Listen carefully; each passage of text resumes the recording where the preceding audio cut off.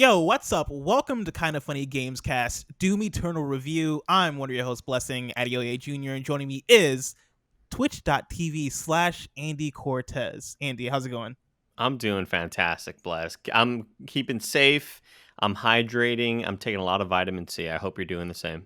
Oh, dude, I'm doing all those things. I'm taking the vitamin C, I'm hydrating, making sure I'm staying at least 6 feet away from all my neighbors, from all my roommates, trying to stay healthy. I'm eating healthy, Bless. Yesterday I consumed only sunflower seeds, so I'm doing great. Oh, wow. Wow, yeah, Yeah. you're killing it. Speaking of Yep. people who are killing it, Imran the Don Khan is also joining us. Imran, how's it going? I'm doing well. I'm not keeping healthy at all. I decided to make Philly fries today, which is a not healthy food, but otherwise I'm doing all right. What are Philly fries? They're fries with like Philly cheesesteak stuff on top. Oh boy. Oh, wow. They're fries that wrap the Fresh Prince theme. Yes, exactly. You put it in the oven, it's just the constant Fresh Prince theme for an hour. Because of Philadelphia, yeah, Bless. Yeah. Yeah. Got it. Also joining us is the producer/Slayer, Nick Scarpino. Oh, what's up, everyone? How's it going, dude? It's good, man. I'm pretty much on Imran's side on this one. The only thing I ate today was pepperoni. That's pretty much it. I'm drinking like Andy's dosing vitamin C, and I'm just drinking Coke Zero and eating pepperoni. Hell yeah, dog. It's That's gonna be awesome. it's so hard to not fall into vacation, like the Yes. vacation tactics of eating like crap, sleeping in way too late, and I stay up till 3 o'clock in the morning playing Doom. Last night. Dude, yeah, I stayed up until 4. And I was That like, was what- about 1:30. my wife was like, "What are you doing?" I'm like, "Oh, I forgot. I gotta actually work all day tomorrow." God, if people don't realize at this point, the vibes are probably a little bit different because we're all working from home. We're all Skyping in, or not even Skyping in. We're using an application to all kind of come together and be able to record audio. And so people on youtube.com/kindoffunnygames, you're seeing what I imagine is like some sort of static screen or some sort of GIF screen. We don't have our faces on the screen. But for audio listeners, hopefully things aren't too much different. Today, we're reviewing Doom Eternal because this is Kind of Funny Gamescast. Each and every week, 4, sometimes 5 best friends gather around this table to talk about the big gaming topic of the week. Before we get into Doom Eternal, into our Doom Eternal review discussion, it's time for some housekeeping.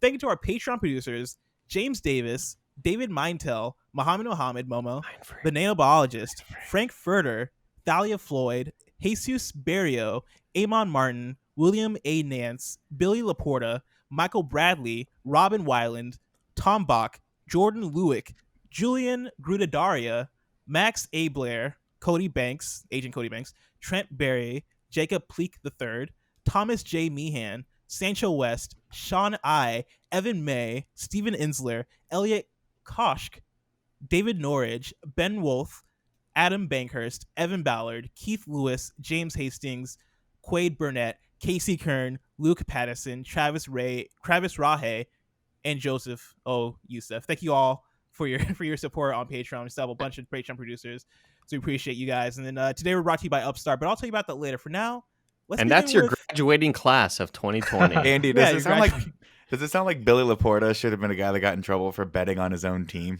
Oh my god, of course, dude. Billy Laporta sounds like the protagonist to like the new Superbad movie or something like that. Like Billy Billy Laporta, I'm pretty Laporta- sure was in The yeah. Departed. He got- I was going to say like He got banished from the league years it's ago. like a Jason Sudeikis movie or something like that. Yeah. Yeah, This is a exactly. great name, Billy Laporta. If you're listening to this, it's my new favorite. So let's go around in a circle and talk about our history with the Doom franchise. Andy, I'm going to start with you. Are you familiar?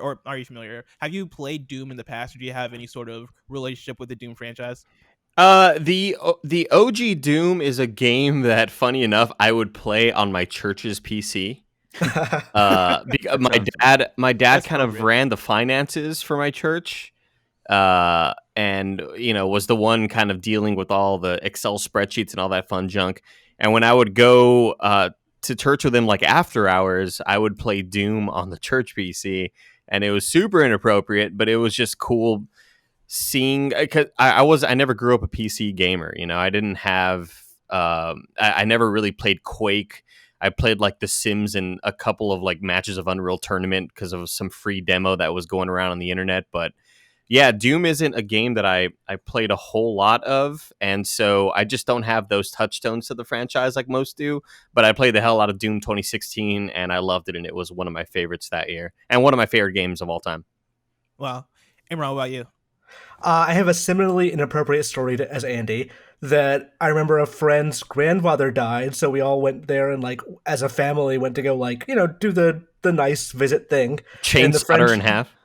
pretty basically yes, Jesus. but the friend like showed me Doom on his PC. And I was like, oh, this is so fucking cool. I really want to play this game. So I ended up buying I think Doom for SNES or renting it or something, and playing the hell out of it. I played the other Doom games over the years, Doom 64 and all that, but I never really got into it. And I think it was like not even Doom 2016 really got it for me, but when we played Doom Eternal a couple of months ago, I was like, oh, this game rocks. I have been missing out. So I went back and played Doom 2016 a couple of weeks ago, then just play this right now. And Wow. How'd you rocks feel has about got Doom rocks is 2016? the perfect verb. Yeah. Well, how'd you feel about Doom 2016 when you went back and played it? I thought the first half of the game was amazing. I thought the second half of the game was really repetitive, but I forgave it for a lot of that just because it was like so well paced and so fun. Nick, what about you? What's your history with Doom? Oh man. I mean, I remember playing. Well, let me take you back. Before we talk Doom, I want to talk to you about Wolf 3D or Wolfenstein. Right? Remember that game? Oh. So my I think it was my junior high band director was like, "Hey, I got this cool game for PC. It's called Wolf or Wolfenstein 3D or not Wolfenstein 3, Wolfenstein."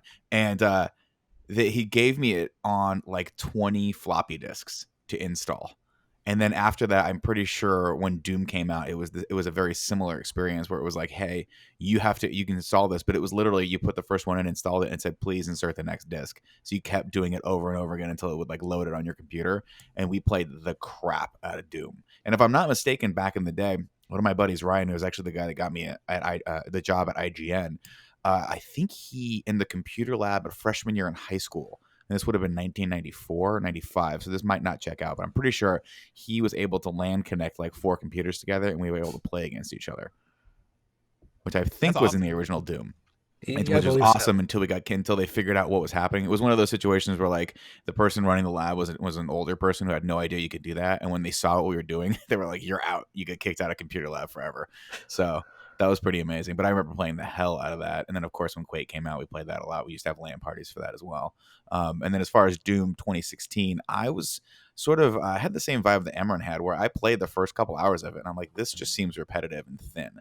And so I'm actually excited to go back and play that now that I have a little more context for it with Doom Eternal. But I'm going to think, I have to guess it's going to be the same experience, though, because Doom Eternal, I was not expecting it to be as dense as it is.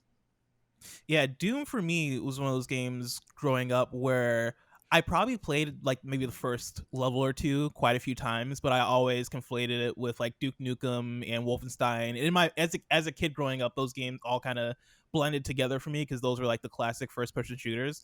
And Yeah. so it wasn't until Doom 2016 where I became super aware of Doom specifically as a franchise.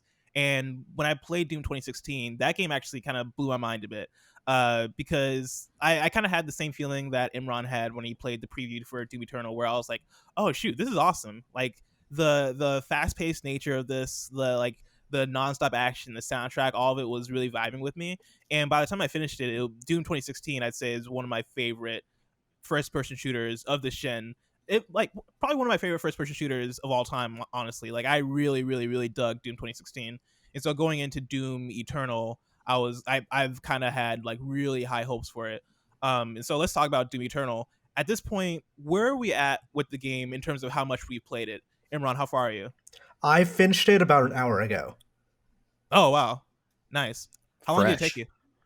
I don't know the exact hour count, but I would guess somewhere in the area of 16 to 20 hours. Nice. Andy, what about you? I beat it last night. Well, I beat it about 11 hours ago. I beat it at 4 in the morning. It probably took me close to 20. I'd say maybe 18 to 20. A little bit longer than I thought it was going to be. Yeah, I also finished it. I'd say earlier yesterday, and I'd say it took me about 16 to 20 hours. Nick, what about you? Yeah, that sounds about right. I'm not done with it yet. I'm about 16 hours in. From what you guys were talking about before, it sounds like I'm gonna go 20 hours with it. I'm like right before the last mission. Yeah, it's definitely a game that keeps going Like we were talking about it either yesterday or the day before, where we're asking each other like, okay, where we're at with this game, like how long is it taking? And I thought I was at the final boss, and so I was like, oh yeah, like 15 hours probably. And then the game just keeps going and going and Yeah, going. And so like, you told me that, and then I planned accordingly. I was like, oh, okay, 15 hours. So I'll just give myself like 10 hours yesterday to play, or 7 hours yesterday to play it, and then now I've got like 10 hours left still. Yeah, when I Yeah. told you, Bless, where I was, and you said, "Ah, man, you've got about 6 or 7 more hours," and I was like, "Dang, that's quite a while. Holy shit!" And so yesterday, my plan was that after we did our sort of test stream to test out all the technology, all this over the internet podcasting stuff, I was like, "Oh, I'll play Doom, I'll beat it, and then I'll hop online and play Call of Duty with my friends." And then I was telling them like at 11 p.m. Yeah, I should be done in a bit. And I finished at 4 in the fucking morning, dude. oh my god. Yeah, it's like my main problem with the game is it reminds me of the ending of Uncharted 4, where that game just kept going. But it's still good. So like my main issue is that there's just a lot more Doom. Yeah. But if you're into that, great. You're gonna love it. I mean, one of the complaints they had with Doom 2016, I remember talking to the director about this, was that the original game had like around the halfway point, it just started doing the same things over and over and over again, and people complained a lot about that. But I'm guessing for this one, they decided to take that to heart and make it all new, original, honestly exciting content. It just goes on for it goes on just as long, Yeah. if not And longer. and let's just get into our thoughts on it, because I have like a lot with that kind of feeds into my overall impressions of Doom Eternal, because overall I think Doom Eternal is an incredible game. I think they took what worked in Doom 2016 and really furthered every single aspect of it. Like the thing they kind of added that feels new in this one is all the platforming and all of like the obstacles and stuff. And I think that stuff works. Like it never felt gimmicky. Like every time I was doing like the wall jumping and climbing and all that stuff, it never got to the point where I was like, it never felt like I was doing it just to do it. It felt like stuff that felt somewhat purposeful, given that that stuff's in a game that is strictly a first person shooter. That said, overall as a shooter, I think like it's very fast. Like I feel like it's faster than Doom 2016. Granted, I haven't played Doom 2016 recently. I don't know if you guys feel like, Imran, you said you played Doom 2016 very recently. Like how this game feel in speed comparatively? Because I felt like this game amped things up. I'm not sure the game itself is any faster, but my mind had to move way faster because there's just so much more I had to keep in mind when I Yeah. was playing. Like it's so resource management heavy, and that's like not even a bad thing. It's more thinking man shooter than Doom 2016 was, which means that I have to constantly be moving around with an eye towards what I need to be doing next. While as in Doom 2016, it was, I mean, honestly, it was more point and shoot than this game is. Yeah, it 100%. it sort of reminds me of one thing I enjoyed about the bigger encounters, which I had to drop the difficulty a couple of times for. But it kind of reminds me like of playing Katana Zero, where you die and then okay, this enemy's going to pop out here. I'll use this thing on that, and then I'll go, and it becomes like a rhythm game. You fall into this sort of this rhythm of knowing what things are going to take out certain enemies, and by the end of the game, it was weird because I felt myself either I was in the best rhythm of all time, and I was just like, again, Bless, you mentioned like 200 IQ galaxy brain shit, like Yeah. I'm just like, I'm seeing the Matrix right now, knowing all the moves I need to do. But then there were some moments where I was getting frustrated in certain enemy encounters, and I would think to myself, how the fuck do I even get life back? Like, I forgot what button does that, No, because it legit. gets really flustering, I get flustered. I think that's when this game is at its most magical, is when you feel like you're seeing the Matrix and you feel like you are firing on all cylinders, because the juggle in this game of, okay, cool, I need ammo, and so I need to chainsaw my enemies so that they'll give me ammo. I also need health, so I need to glory kill my enemies so that I can get health, or I can get this upgrade that'll make it so that if I freeze my enemies, then I can get health out of them also. And so I can keep that in mind and put all my upgrading into like my freezing skill or whatever. By the way, I also need armor, right? Which is a thing where I didn't find myself caring too much about armor until later in the game, where I realized that like armor is valuable for the fact that it's another pickup that you can get and manage. And so once I kind of figured that out, I was like, okay, cool. Like this juggle of all the resources and managing like your chainsaw and your flamethrower so you can get armor, plus like being on the aggressive side so that you can get health out of opponents. Like that's stuff that they introduced in the first Doom, where in this Doom it feels like they focused so much on that juggle that like when you are in a very difficult combat encounter, that that juggle feels like you are like seeing the Matrix. And I think that's when this game is at its best, is when you are thinking at like 1,000,000 miles per hour and you're going. Yeah. At certain points though, it does feel like it can get overbearing. Like this game is way more difficult than Doom 2016. Oh my god, I think agree. it's the biggest departure. Like it got hard. Towards the end of the game, I was getting really frustrated, honestly.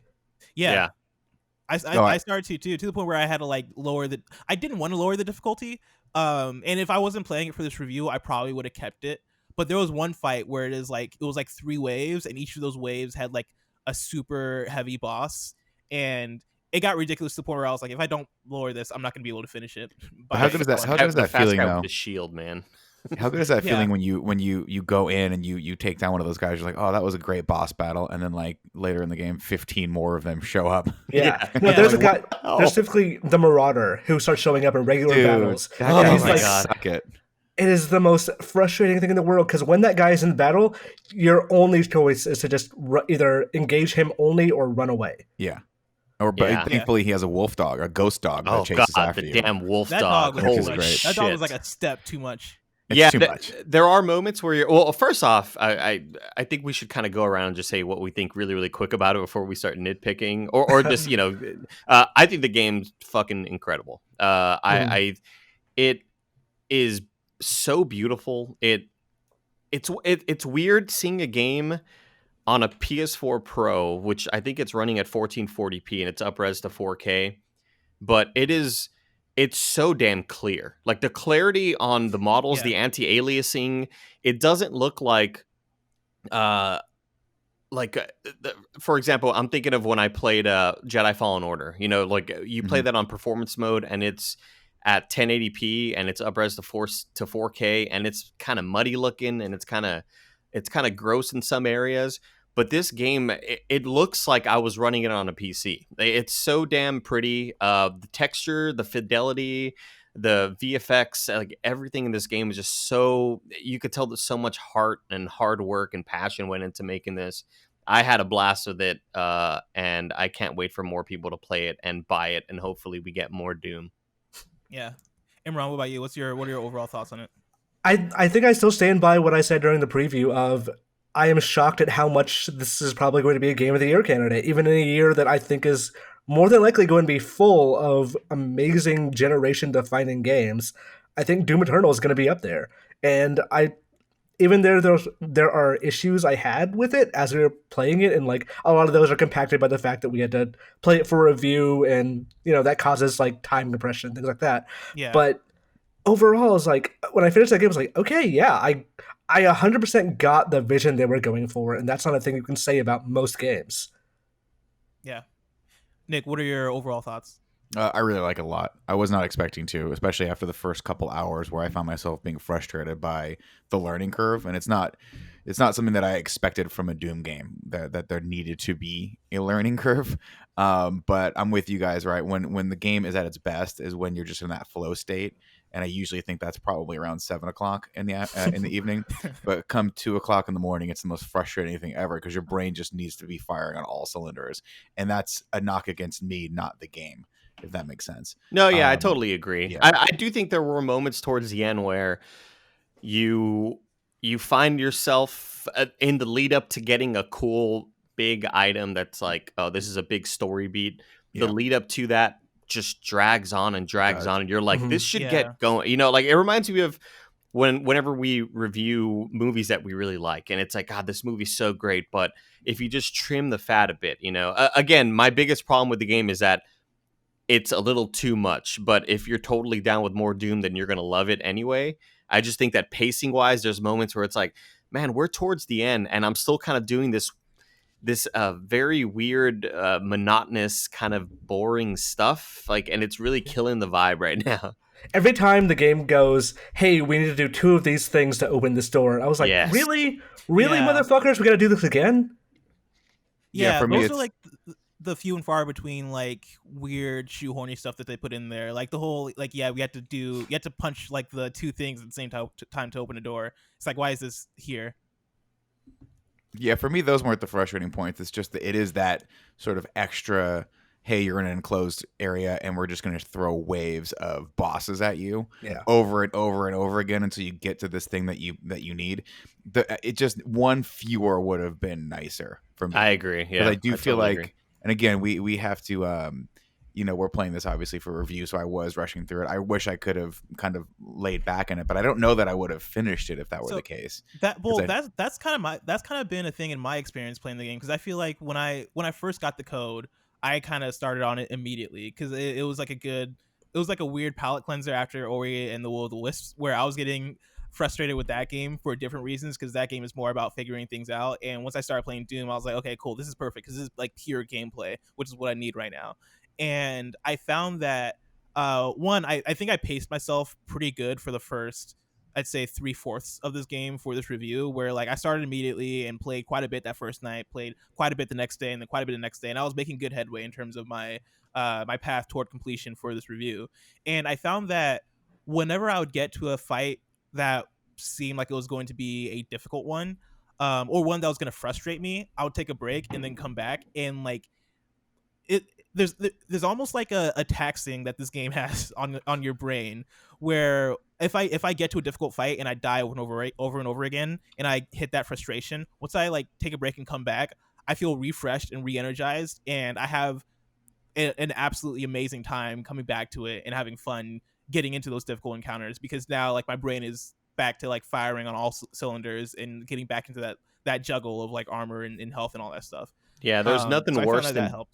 there was nothing worse than being in the midst of a battle and you're frustrated beyond all comprehension, and then you get soft locked because you have no more ammo left, and there's 3 super enemies like hunting you down, and all you have is your chainsaw, but you can't saw them, so it's just like, well, I guess I'm just gonna die here. And it's moments like that Yeah. where it is like, it's not the game's fault, but it still sucks. Like if I would have if I would have managed my resources better in the prior fight, I would have been better. But you get so flustered sometimes that you're just like, oh, I just want to kill everything. I want to kill everything. I'm so like, there's so many things coming at me. I'm getting body blocked in hallways by these giant enemies. I'm trying to glory kill this one guy, but this guy with the fat dudes with the fucking shields that they project up are blocking me. Good Lord. Like it just gets really, really frustrating. But I think a lot of that is just, again, the Katana Zero, Hotline Miami mindset of, you die several times, but now you know what path to take, what enemies to take down first, and it becomes a cool little like dance, Yeah, I got more frustrated with the platforming than I ever did the battles, honestly. Oh, really? I love the Really? platforming. That's weird. And most of it's fine. There's like the occasional times where it's like, well, they do a very good job by saying green lights are where you need to be. Yeah. But then there's this like occasional issue was like, okay, is this a green light I'm looking for, or was this a green light that led me here? Or I can't see the next green light because I'm going to a platform that is about to fall, and I don't have that much time to look for the next one. Is that the one? Can I make that jump? And there have been 1 or 2 times in the game, I would say 3 to 4 times in the game, where that would frustrate me. I think there was one time where I just could not find my way through the area straight up for like I know 40 exactly minutes. which time you're talking about. Is it in like an office park building? No, it was like in a highway kind of thing, and like there was a part where you have to fall down a tunnel, and then there's a tunnel to the side. Okay. And I just could not figure that out for some reason.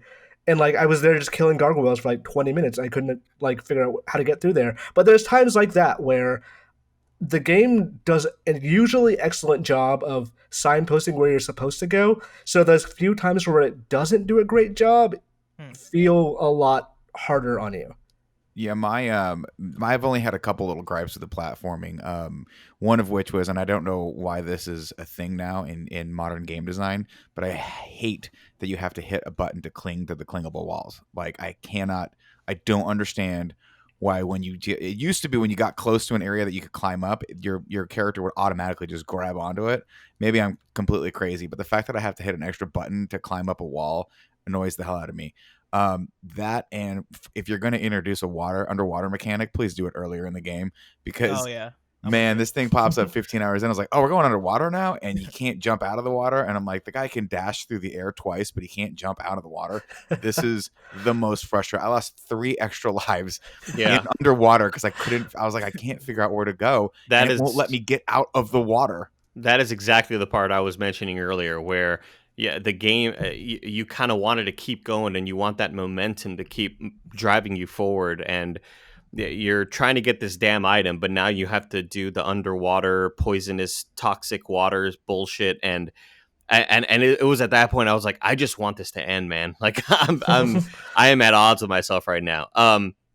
I kind of cheated though when I played this game, because I used my Astro controller and I set my dash to my back paddle, and that I cannot recommend that more, guys. Like that way of that method of playing these games, if you're playing on a gamepad instead of like keyboard mouse or whatever, PlayStation makes their official back paddle attachment, which is fairly cheap. Or if you have like a Scuff or an Xbox Elite controller or whatever, it's so helpful. I put my jump button on my left click, because that's how I play Overwatch, and then I put my dash on my on that back paddle, so I never ever I rarely took my thumb off of the right stick, and that made maneuvering and getting around the world a lot of fun, and it was made a little bit easier for me. So I'm glad you mentioned that, Andy, because so I played Doom 2016 on mouse and keyboard. I played the preview for Doom Eternal on mouse and keyboard. I thought mouse and keyboard actually functions for these games way better than a controller. Not only for the reasons you mentioned of like you constantly have to take your hand off the analog stick to do things that really should be using the analog stick at the same time, but also just like simple aiming things, like the precision bolt doesn't feel as good on a controller. I'm with you. Like when we're doing the original Doom Eternal preview, like there was the introduction of, hey, hit the Arcatron, like with the Aractron or whatever they're called, with the bomb guns on the turret. Yeah. And I could do that every single time with mouse and keyboard.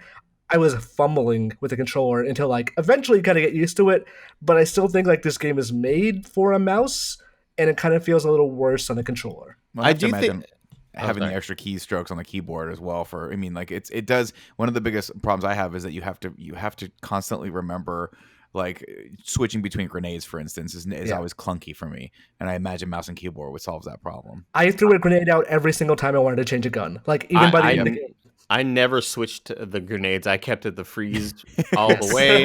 I didn't even want to bother with that. And also, like changing between the gun mods was another thing that I tried to stray away from, because having to hit the D-pad while you're in the middle of a battle is just kind of like it's the same problems I have with Apex, where whenever I play Apex, I also have the D-pad is set to your health or your grenades, and I have those set to the back paddle, so I don't have to worry about the damn D-pad. I do want to mention the one thing I really, really enjoyed and appreciated about the detail put into this game is the enemy degradation.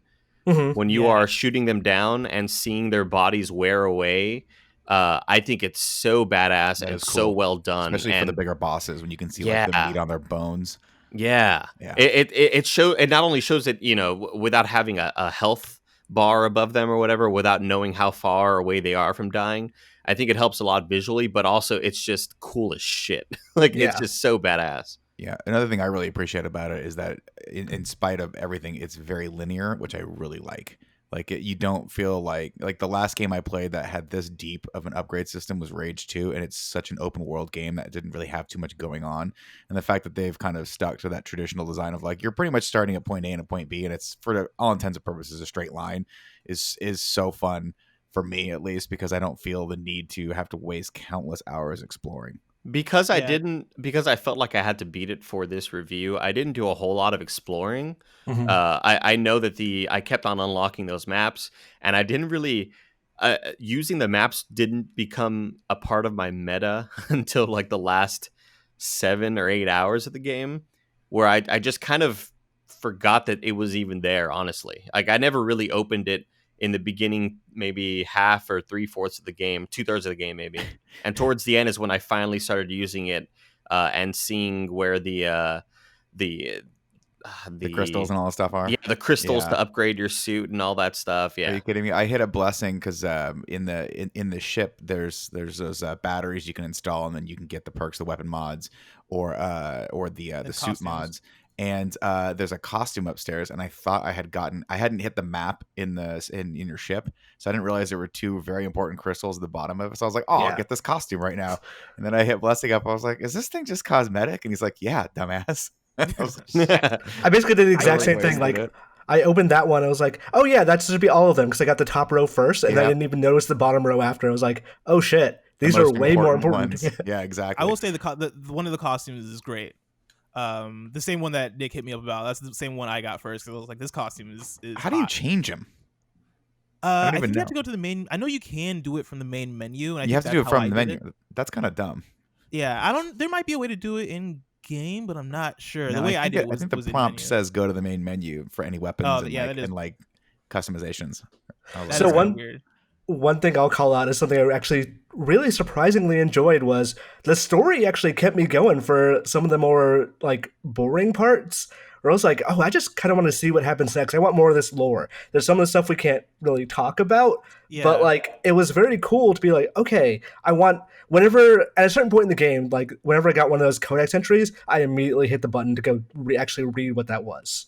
Yeah, I felt myself like ignoring some of the lore where basically like I'll make an analogy here. Basically the Silmarillion, where like some of the lore is like telling you like crazy old stuff that you don't even really encounter a whole lot. But the lore that I found myself reading was more of like the current world of like, oh, this is Ark, and they are trying to protect Earth and all that stuff. That's more of the lore that I read. I want to recommend to whoever when you start playing this game, it's easy to sort of get caught up in the heat of battles because they're so intense or whatever. But when you're done, just take a second and look around the world. Like just fucking take a gander. When you are in outdoor arenas, when you're in outdoor locations and it's calm and you got nothing to do, just fucking look around. And the environment artists, the VFX artists, character models, everybody just did such a kick-ass job.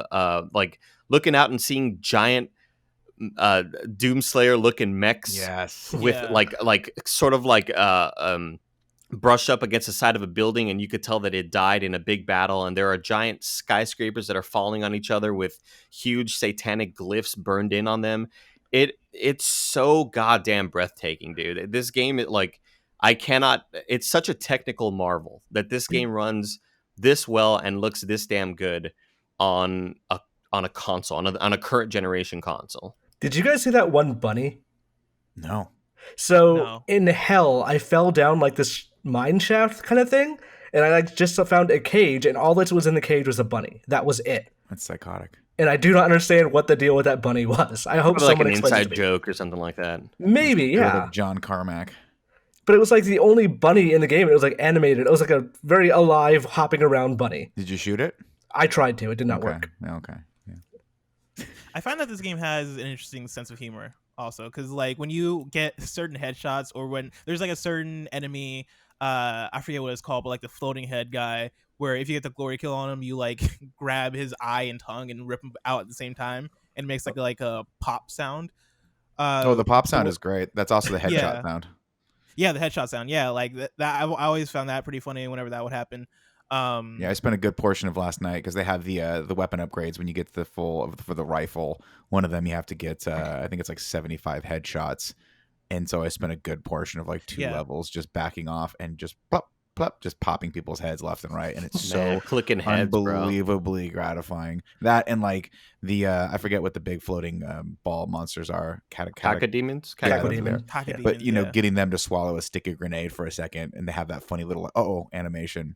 Is right there. That became such my meta of like whenever I saw them immediately go to that shotgun, throw a sticky grenade in their mouth. I think this game has a very obviously like self-aware humor that like it did in 2016.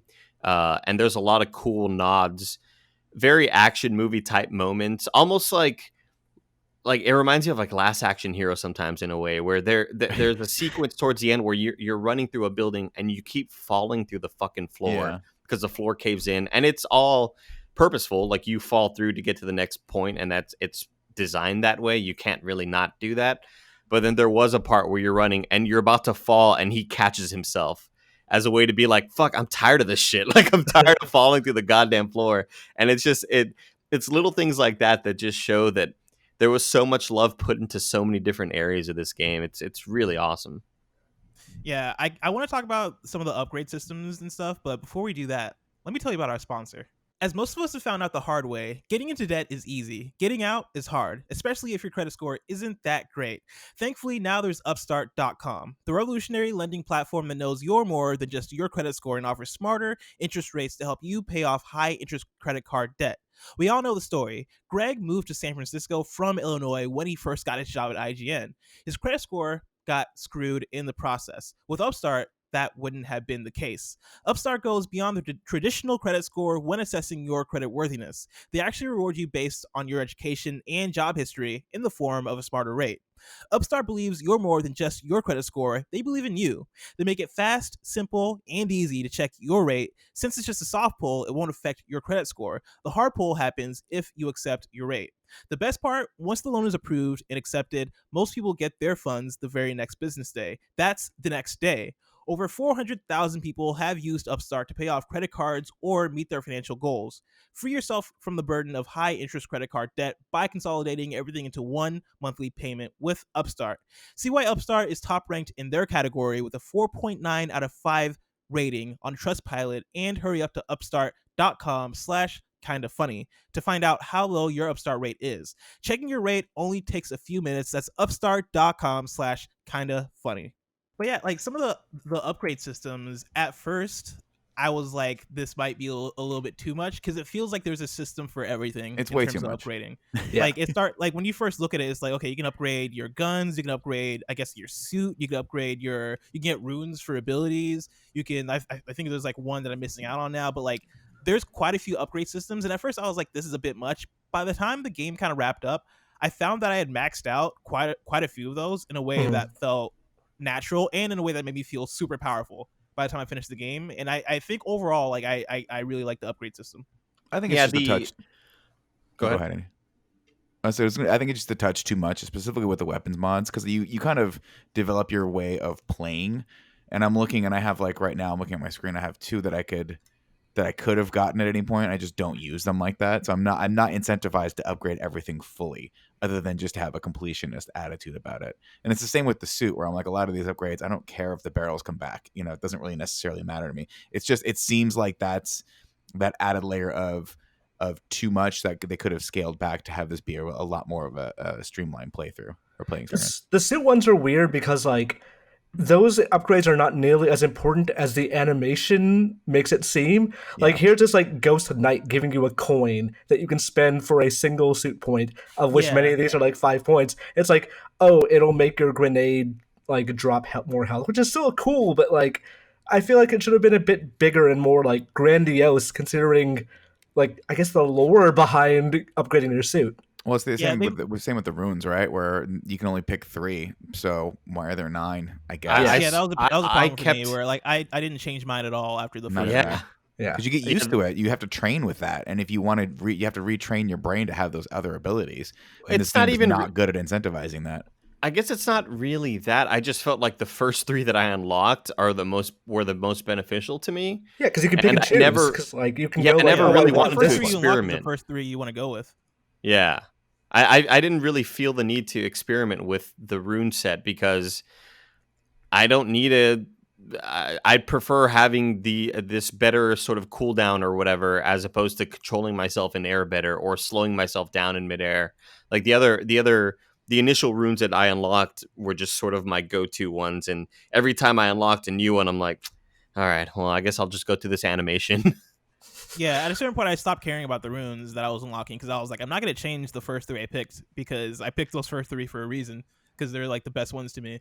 And yeah, like Nick said, like at a certain point, it's like this is what I've been playing with. If I change it now, then I'm not gonna feel equipped, or like something's gonna be off in the way I play. Yeah, And so I kinda you're using a change new it towards it. technique that you then have to like play. You know, you haven't played with for 5 hours, so it's going to be way different.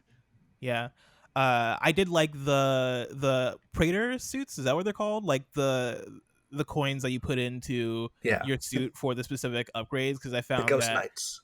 yeah, like even though I would say they should have switched as far as like the collecting them, they should have switched maybe those around with the master tokens, because the master tokens, which are the tokens that let you master your weapon without having to do the challenge or whatever, like Mhm. those things are just like coins in the world that you just like come across, and they don't seem consequential when you first see them, but when you pick it up, it's like, oh no, this is a huge thing. Like this will allow my gun to get really like a lot better. And so maybe they should have switched that around with the shrine people that would hold up the Praetor suit coin. That said, I enjoyed those upgrades. Like I found that being able to take those and focus them all on like my ice bomb, for example, made it so that my playstyle was exclusive to that ice bomb. Like that ice Mhm. bomb Same. took me far. Along with, I think I got to like the environmental upgrades later on, and then I forget what there was like one other upgrade thing that I put all my coins into. But being able to Fundamentals, tailor maybe. the ways in which you're powerful, I think, uh, made combat a lot more engaging. And fun for me because I got to like really focus on like, okay, cool. What are the guns I prefer? All right, I'm going with the super shotgun because now I have it so that my grappling hook makes it so that Fire. my enemies are on fire. And once I got that, it was over. Like That that's how I that played the game from then on. yeah, that was the first mastery upgrade that I got, and I was like, oh, okay, I see where Yeah. this is going. This Did is you a guys lot get the better. slow time also for your rune? No, I mean I have No. it. I haven't Yeah. used it. Is it good? I mean, I It's have it, but I didn't use incredible. it. Oh, Like wait. in When you're conjunction with jumping in midair, or the one where yes, you were about to die? when you're jumping in midair. Oh, I Oh. used the one where you're about to die. So Wait, there's I didn't even know that was one. there is a rune, right, that you could unlock. That is, if you're jumping in midair and you press L2, it slows down time Oh, for I'm when gonna you're in the totally air. put this on. That I'm using in this from now on. conjunction with the grappling hook, in conjunction with that grappling hook being on fire, oh my god, it is incredible. It was like it legit changed the feel of the entire game to where now, like, because the game is fast, right? You're going, and then once you get to the point where it's like, okay, cool, now I'm gonna slow down time because I'm gonna grapple hook onto this enemy, and you get like that, you get a good 2 seconds of being able to reorient yourself and be like, okay, cool, this is where everything's at. I'm gonna once I shotgun this guy, I'm going after this guy over here. Be able to plan those things in your mind in the span of 2 seconds. It's a magical feeling. I I highly felt like recommend people go for that slow time thing. I felt like every second of the game, I just kept looking at my damn ice cooldown and being like, I need to freeze these goddamn snakes, dude. Like I Oh, fucking, see, Yeah. I was I the opposite. hate them. and I Good want to give lord. I want to give the designers a huge shout out right now. I don't know if this is too big of a spoiler, but this is the best minigun they've ever made in a Doom game. Before, you used to get one and it used to slow you down, and you were as fast as you are with any other weapon. And I'm like, that is cheating, and I love it. Yeah. The second I got that shield, I was like, this is amazing. Oh, Yeah. yes. I back myself into a corner and I just go. So Yeah. when me and Imran went to preview this game, they talked a lot about combat chess and basically like learning like the lessons of Doom and all, like a bunch of stuff where I was like, whatever, like it's a bunch of fluff. It's you marketing your game, I get it. But I think the reality is like each of the enemies in this game has a specific weakness or ways like, well, like maybe one or two ways that you can take them out easily than others. Yeah. And It becomes rock, paper, scissors. yeah, it becomes rock paper scissors, and every combat encounter feels like they are placing pieces on a board, and they're like, okay, cool, this combat encounter you're gonna get a bunch of the I forget what they call like the low level enemies, because they have like Pawns. different names Fodder. for them. Yeah, Oh, you mean- fodder. We're gonna place a bunch of fodder here, and the fodder are basically just for you to get your health or your armor or your ammo from. But then we're gonna place like the Cacodemon here, and then we're gonna place the demon with like the rocket launcher on his back here, and then we're gonna place like this super demon over here, and that's gonna be the first wave, and then the second wave would be this, and they kind of have that rotation going, and they have like a specific kind of chess set that they're placing for you, so you can like solve this problem. And when you get into the flow of it, and when you get to the point where you're like, okay, cool, I'm pretty sure it's the Cocky Demon because there's like 2 flying dead or The flying bigger demons. one is like the more upgraded version. The Icon Yeah. of Pain, I think they called him. The Icon of Pain, yeah. So when you get to the Cocky Demon, which is I guess the smaller one, right? You know that you're gonna use your rocket launcher, or not your rocket launcher, Shotgun grenade. your shotgun grenade or your grenade launcher that's on your back. You're gonna use one of those to take that guy out. But also for the big old guy, if he has a shield on, you know you're gonna have to blood punch him, and get that off. And when you have like placing those pieces out there and trying to figure out in your mind, like, okay, when I'm say you're doing the Katana Zero thing where you're dying over and over again, right? You're going into the next encounter, or you're going back into that encounter thinking like, all right, what is the approach I need to take that I didn't take last time? Because I know What those worked guys and what come up didn't first. work. Yeah, like what worked, what didn't work, who's coming up first, like who am I gonna take out first? At what point am I gonna use my chainsaw? Like what's the order of operations here that's gonna take me far? And it's such an interesting type of game design because the game literally tells you how to beat every enemy. There's no guesswork. It breaks the fourth wall a lot that way. It's really cool. I've never seen a game before that I can think of where every single boss fight you get to, they're like, there's a it pauses it and says, "This is exactly how you beat that person. Good luck." Like, you know what I mean? It's really And interesting. and it trains you to do that. And the reason it trains you to do that is because they want you to know the mechanics of it, and you have to work that into the bigger strategy of that chess match. I think that definitely lessens the frustration. But I think a big reason why they do that is because not only does this thing have very specific things that it's weak to, but there's also other fodder around fucking you up while you're trying to do the things specific to killing this demon. And those, I was watching the no clip sort of video with Hugo Martin on Daniel Doar's YouTube channel, and him just talking about how the big enemy encounters, they're very specific and they have certain ways to take them down. But what makes it harder is, those small shitty demons that are now super easy to kill. Now they are just pests and they're annoying you. And and you have to use them for resources. They are your ammunition. They are your armor supplies. And it's really cool. It's a really interesting way on how to build boss and big enemy encounters. And that strategic chess idea behind the game is like one of the things I appreciated towards the end of the game, even though it became overwhelming at some point. But the fact that there were occasional monsters that were, oh shit, I just got to drop everything, and this is the guy I have to focus everything on right now. I constantly kept at least some BFG ammo in the chamber for in case there was a archvile that came up, and he's the guy who has the big flame and makes a big army of flame enemies. Man. It's those guys. If anything happens, if he ever comes up, I need to have a BFG gun ready for him. That was the first time I put the game down to the easy difficulty because I was confused the first time he showed up because they didn't explain it. I thought it was a totem. I thought I had to find one of those totems. I was like, why can't I find this thing? That's the exact thing that happened to me. Is I got to that combat encounter and I thought there was a buff totem, and I searched and I couldn't find it, and I was like, why am I not finding this buff totem? And so I put it down to easy because I was like, all right, we're getting to the bottom of this. I'm gonna find this thing, and then I realized that it was him that was doing that was having a similar effect. But is he the only enemy they don't really introduce you to? Big enemies? They do it after you kill him, I think. You son of a bitch. I saw it. I looked it up at Codex later because they have the more of an enemy you kill, that it shows you tips later. Yeah. So I just wanted to see a tip to see what it was. It was just kill him. He is the main problem you're gonna have. So just go behind the flame. He's the ringing bell woman in Bloodborne. Just beat Bloodborne over the weekend. What a great game. Which is why I knew how to do what that was immediately. I was like, oh, this is a Bloodborne shit. So I had to go look for whatever new thing I had not seen yet. But yeah, it's funny how towards the end of the game it feels like they start giving you feel like you have multiple cheat codes at your disposal. With you do literally have cheat codes at your disposal as well. Oh, you do literally have cheat codes, but there are you have multiple weapons that are one-hit weapons towards the end of the game. Oh yeah, because that's the level you're playing at towards the end. You sort of start hitting these curves where the game gets difficult towards the middle. And then once you have the adequate power-ups, then it becomes easier again. But then these next guys get introduced, and then you find the next thing to bring up your armor and your health, and it all becomes sort of like this give and take. I found myself towards the end kind of fairly frustrated with a couple of the boss fights at the end, where I was literally saying out loud, what the fuck is happening right now? There's so much going on. But one thing that was really impressive performance-wise is that I had like maybe 2 times where frames dropped. Yeah. The game just runs so goddamn. Yeah, I don't think Yeah, there are I don't parts think of- I ever It's experienced butter. frames dropping. Though my game did crash a couple of times.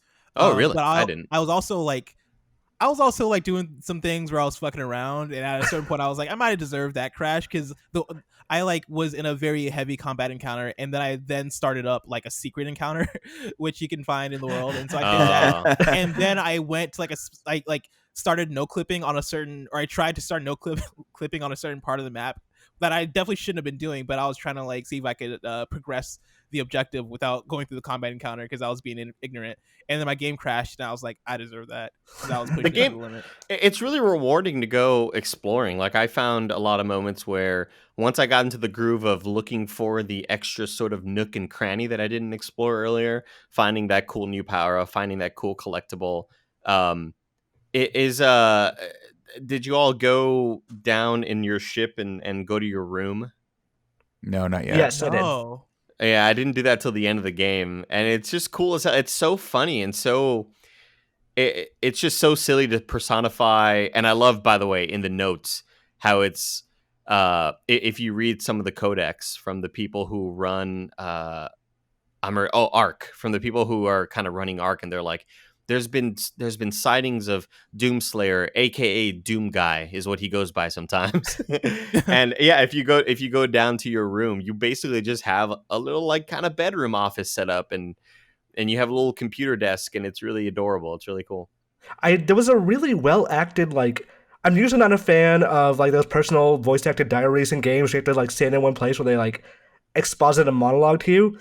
But like it was like Jennifer something, the scientist who was describing her like research on the Doom guy, and it's like surprisingly compelling because it's so well acted as she slowly starts to understand like, yeah, this is not just a human, he actually might be a god. They were so long though. That was They were very long. That's a Greg They Miller were. pet peeve. I'll never forget him saying that. He's like, one of my biggest pet peeves is when you start playing a voice log and you walk away and you can't hear it anymore. I'm like, just let me hear it, because this thing, I did the first one, and the Yeah. second one, when she starts talking about maybe he is a god, I'm like, all right, you're not a scientist anymore. I don't need to listen to you. You're ridiculous. Also, who are you? You're like new character that's going to pop up in the game. Whatever. I found that like some of the story stuff, like I appreciated the fact that they kind of tried to go some places with the story, but overall I felt like it feels like it very much takes the back seat, similar to how Doom 2016 was. And then 2, the stuff that I was paying attention to during the story sections, I found entertaining. I never really found compelling personally. Like I always felt that, like, you know, during the voice lines or whatever, she has a specific line that she delivers towards the end of her voice logs where It's I was really like, cool. I thought it was cheesy, but I thought it was like entertaining at the same time. I was like, Which is Doom in a nutshell. Yeah, It is I mean, Doom. I don't Yeah. know. I didn't listen to it. I walked away. it's more that it was, and that was one of the few ones that I listened to, by the way. But that was towards the end, and it is cheesy. It's over the top. It's Fast and Furious. Like this is like silly ass popcorn action shit and ultra violence, but it's kind of a mockery of it, and it's just really funny and badass. By the way, this game has one of the best starts of any game ever. Oh, I sat down and I knew that this game was gonna sort of be like that, so I put my sound bar up to like fucking I don't know, 11. No, it's probably too loud for my neighbors downstairs. But I put my sound bar up hella high, and I had like the boom and bass, and just the sequence of how the music is playing to the camera cuts, and I'm sitting there with like actual tears in my eyes because I'm so fucking stoked. Like it was just it was they do a so really good sick. job with music as well when you're about to, like, the music starts ramping up in parts where you're like, something is gonna happen, and then right as you pop out into one of the bigger fights, it just hits, and it's death metal, and I don't even like death metal that much, but it gets you going. So good. Oh, Yeah, it's we haven't so even talked sick, much dude. about the soundtrack. The soundtrack is great. It's great. Like, it definitely lives up to the first game. Like, by the time I got probably halfway through, there were portions of the game where I would listen to a podcast while playing, because any game that doesn't have much story, I kind of like to do that because it helps me play more. Like it helps me get through more of the game without taking breaks. And so after I finish the podcast, put my headphones back on so I can hear the game music again. And legit, like it makes a world of difference when you're hearing that heavy metal like blaring. And I think the headphones. fact that it's so over the top, and that's for me. I didn't play Doom 2016, so I really have zero context for the story other than what I can kind of extrapolate from the first 15 minutes of the game. But realistically, that's kind of all you need, because what you're gonna get is a ridiculously over the top, violent, hyper like action packed experience, and that's all that matters. Let me just tell you this, Nick. There's a woman and she's pissed off and she's like, we need to harness this energy called Argent energy. And then Samuel Hayden's like, nah, we can't do that. We got to use it for something else. And then you kill her, and then Samuel Hayden kind of sends you into this game, and that's all you need to know, bro. Cool. That's all you Thanks, need to know, man. Yeah. Mhm. Okay. Well, Demons, angels. One thing I loved is there are some moments towards the end of the game where the and by the way, I'm probably way wrong on the lore, so I know people will correct me in the comments. I'll never know. I won't know. There are some really sort of drastic soundtrack changes towards the end of the game that I really enjoyed, where suddenly it is not heavy metal at all, and it is sort of weird and eerie, but like it's sort of that weird sort of positive creepiness to it. There's just a lot of really great stuff done with sound design in this game. Before we get into listener questions, do we have anything left to say specifically about Doom Eternal? Nah, man, play Doom Eternal. It fucking rocks, dog. Yeah, definitely. Like it's going to be very easy, especially with everything else going on in the world, to kind of let this game slip by. But honestly, if you love Doom 2016, or even if you didn't, if you just want a good first-person shooter, definitely give this game a shot. I think it's one of those first-person shooters. Bless, we talked about this the other day. That like, what was the last like really great first-person shooter? Like a 10 out of 10. This is not quite a 10 out of 10, but I feel like it's probably up there. It's up there with like Titanfall 2 for me in like great first-person shooter campaigns. Yeah, I have a reader question for you guys. Was there a Slayer map was there a Slayer gate on the first map? Did I miss it?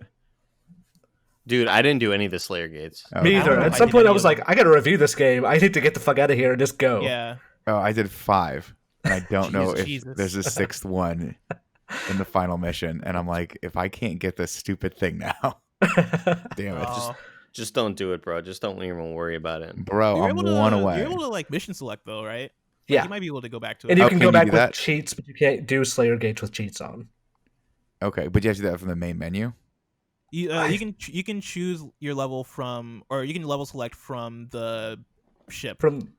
Ah, cool. I'm gonna do that real quick then. See, there is a thing though about the story that I like. Even though I played Doom 1, I'm very much on the side of Bless, where I like it doesn't really mean a whole lot. It isn't hitting me like it should. Dude, because bad guys are bad. You got to get bigger guns to beat them. That's the story. Yeah. Like I think there are some significant sort of story beats that are supposed to hit you, and you're supposed to go, "Holy shit!" But for me, it didn't really hit me in those ways. There was one aspect that like I really did like, as somebody that like does remember Doom from the old days. I was like, okay, that's really cool. But aside from that, I was like, okay, I just want to see where this is going, because they're doing a pretty decent job of like at least leading me on to tell me the immediate relevant lore, and that's what I want to hear. Yeah, there are a couple sequences where you get story beats that I thought were well done, but again, like the rest of the game, it's kind of so straightforward and like let's get in, get out that I didn't mind either way. Yeah, it feels way more aesthetic to me than like. It doesn't feel like real meat to the story. They're not trying to evoke any emotion other than adrenaline and testosterone. Yeah, like I feel like whenever you go to like a new location, or they name drop like, say like, okay, you're going to Hell on Earth or whatever, like it feels purely aesthetic in a way where I dig, because like it's hitting me on that pure like, oh, this is metal, oh, I'm about to go shoot some demons kind of way. But in terms of like actual story, I'm like, okay, cool. Like it all feels background, which is what it seems like that's a lot of what they're going for. But at the same time, like there are certain locations you go to in this game where I'm like, I don't even understand why I'm here. Like I don't know what this place is. This heaven? I don't know. Like, but to Andy's point, it looks cool. Yeah, it looks cool. Yeah, Yeah. There is So, this like super cool part though when you go to Mars, and like this is a public thing. This was at Judges Week last year, so people already know about it. But like when you're like, how do I get to Mars? And Yeah. the answer is, what if I got in a big cannon and just shot myself in there? And again, Yeah. going back to the humor of the game, I'm like, they can't do that. Oh, okay. Yeah, it's so Fast Why and not? Furious, man. It's so Fast and Furious. It is so over the top, and If this had God damn, I love If it. this had a GTO in it, it could actually be in the Fast and Furious universe. Yeah, I loved it. I think I cannot recommend it more. It's beautiful, it's fast, it's frenetic, and it feels damn good, man. There's so much immediate satisfaction that you can get from the game, whether it's just from doing a cool glory kill. I found myself trying to figure out every different angle to get a glory kill. Like There's so many. There's like at least Right? 3 And in front and like 1 behind for every Yeah. monster. It's And great. like there's glory kills for like coming from the top of them, like Yeah. landing Oh, on the yeah. monster. And stomping on Yeah. them. It's incredible. In a similar way, I feel like when I beat Shadow of Mordor, when like you know how for that game, right, you like mess around with the Nemesis system, and just messing around with that system itself was fun. For me, it was so fun that I kept playing The Shadow game of Mordor. within the game. Yeah, like the game within the game. Like it felt so fun that after I beat that game, I was like, I'm just gonna keep playing because I really enjoy messing around with the system. I feel a similar way about Doom Eternal right now, where I want to just go back and play encounters. Like I don't necessarily want to like replay the whole game, but I want to go back, and I know there's like a battle mode or whatever. I don't know. I didn't touch it at all, but like I want to just go back and play throw some chess pieces at me. Let me just shoot at them. Like that's how fun the actual systems and mechanics in this game are. Oh, And so like that's kind of where I'm coming at it from. we should say that we played this pre-release, which means that the servers were not on, so we couldn't do any of that like Souls-y, like a person takes control of the monster and invades another world kind of thing. Yeah, we weren't able to do any of that. And then did you guys mess with battle mode at all? No, I think that wasn't on either. So. Yeah, I don't think that's on. Was that not on? Yeah. I think I tried to play it, but then like it searched for a match forever, so I just like gave up. I think that's the thing where it's like 4 people are monsters and 1 player's the Doomslayer, and like cool. Yeah, like that's a multiplayer mode, and that sounds like a good solution to how kind of not great Doom 2016's multiplayer was. But I don't know that I'm going to ever try that, honestly. Like once I finish the campaign, I feel like I got out of Doom Eternal what I wanted to get out of Doom Eternal, and I think it was worth the $60 to do that. I agree. I as usual, I'm always like, I love first person shooters, don't get me wrong, but I always go back to Overwatch, and right now Call of Duty Modern Warfare, I'm so addicted to it. So like I don't find myself feeling the need to want to play this game's multiplayer, but who knows? I just Depends on one day. Like if it's one day during this this downtime that you all say, hey, we're hopping online, come join it, I'd be like, all right, sure, but it's not something I'm seeking out or I'm super excited for. Andy, you don't want to be a monster with me?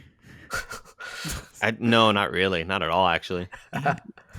Now it's time for listener questions. You can write into patreon.com/kindoffunnygames where you can get the show ad free, just like Brett Harrison, who writes in and says, Doom Eternal, how difficult is it compared to the first one? I played the first one on Hurt Me Plenty and had a great time with it. Challenging but not rage-inducing.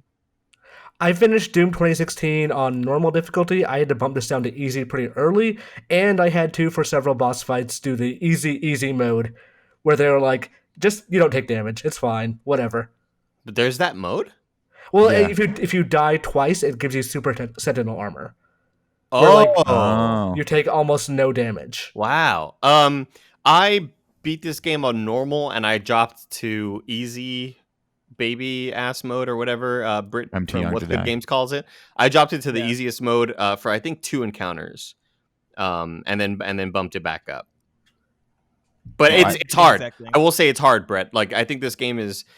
I think it's harder than the last one, and it could just be maybe I didn't have the right flow. I felt like I did in some moments, but at some moments I felt like I was just, up against it all, and I was like, it's almost as somebody else was playing, and I was just sitting watching. Like I felt so helpless in some moments. Yeah, if you're between 2 monsters, you're just fucked. Like you're not getting out of that situation. Yeah, Yeah, that was actually kind of frustrating. There were a few times where like I was caught in the geometry between a few monsters that would like trap me in a corner, and it's just like, well, I'm just done because like I somehow got myself in that situation.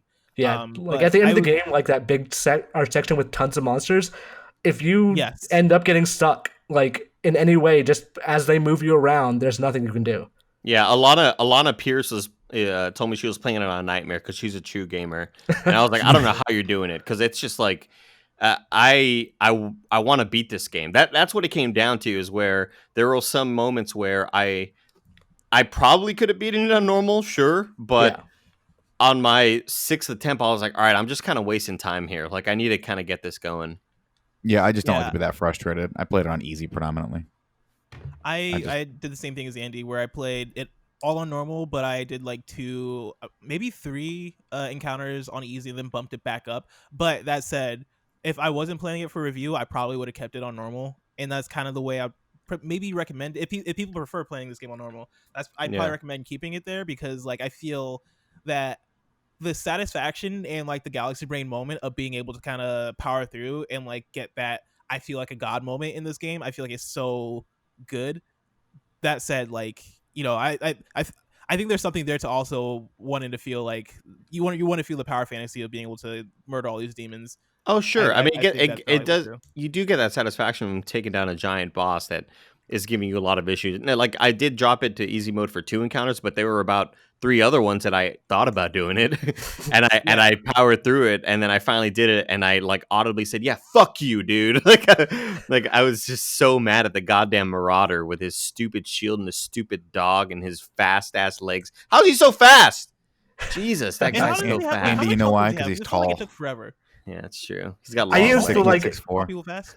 I used a super shotgun on him exclusively, and it still took like I want to say Yeah. around 10 shots. Oh, I ended up switching to the precision bolt for it, or the Did you really? I was like, how'd you time that? the ballaster, or what's it called? The Oh, the Aeroblast. ballista. Yeah, the ballista. Oh. Yeah, I used the one. the- I guess just the standard shot for it without charging it up. Yeah, I used That's that, smart. and like I would. Again, you That's know, smart. I fancy myself a pretty decent first-person shooter player, but it felt really, really good to not only hit him in the head whenever he was coming at me, but there are some enemies towards the end of the game, kind of like fodder enemies, that when you hit them in the head, they drop hella ammo, and those always felt really, really good to nail those headshots. Yeah, I feel like those enemies are the ones that finally justified the precision bolt, because I didn't use that until what then. the fuck's the precision bolt? I gotta look. I don't It's know. like It's the the mod sniper. for the assault rifle. Yeah, it's if you. Oh, the the secondary. sniper. Oh, gotcha. Yeah, Yes. yeah. The sniper. Okay, gotcha. No, yeah. I predominantly use the ballast, the ballista. I don't know what the fuck it's called. It was Yeah. called the Aeroblast, I think, was the actual gun name. Oh, Was it gotcha. not the ballista or something like that? He's talking about the ballista. Yeah. Oh wait, maybe I'm thinking the wrong thing. then. No, the Aeroblast is the secondary Okay. of the ballista. Yeah. All right. Cool weapon. Cool as hell. I Like mean, the every Arbalest. weapon looks so great. And Arbalest. one thing I really appreciated design-wise is not only did the weapons look beautiful and like really nicely modeled and textured, but I love how on your ship there's like brick walls and shit. Like you're on a ship in space, and your walls are brick and iron and stuff, or like stone walls. It was just a really weird kind of silly ass Doom thing. Yeah. I Just used silly primarily ass Doom things. Put that on a shirt. Silly ass Doom things. I used the plasma gun primarily because it was such like if you got the right Oh, mods man. and upgrades for that thing, it was ridiculous how strong it was. Which mod did you For, go with? Did you go with the one that like you can have a little shotgun blast in the end? Yeah, Yeah. I had one that if you do it a fully charged blast, it then powers up the next like 3 seconds of the shot. So basically, like those big bull demons, the Doom Hunters, you just like completely unload on them, and you can kill them in just one clip, basically. Mm. I loved charging up the ballista to do the really wide shot. Yeah, Oh, I didn't use think that that's one. the Aeroblast. Oh my gosh, it was so good. Yeah, because I ended up getting the upgrade to that quickened up the recharge and cooldown time. And yeah, there would be 6 enemies in front of me, all like whether it's a super demon or a little tiny just pawn or whatever, and I would just charge it up and basically nick it. Instead of shooting like that bolt or like It's just the single horizontal shot, line. Yeah. it becomes a giant horizontal line, and it just clears them out. It felt so awesome, and it looked great as hell. Oh man, maybe I'll use that one from now on. Nanobiologist writes in and says, "Hey guys, one of the best features of Doom 2016 was the soundtrack. It fucking rocked and kept the gameplay fun, but after a while it felt tiring and somewhat repetitive after playing a good amount of the game. How is it in this version? Do they keep it fresh? Does it feel like it's really reacting to what you're doing and not an on-off switch like in the last game? Thanks, the Nailbiologist. I think it does. There were several moments where the music cooled down and it felt very natural and very organic, but there were several moments where I'm kind of waiting in a battle and I put my control down and I pause it because I think I was ordering food. I didn't pause it.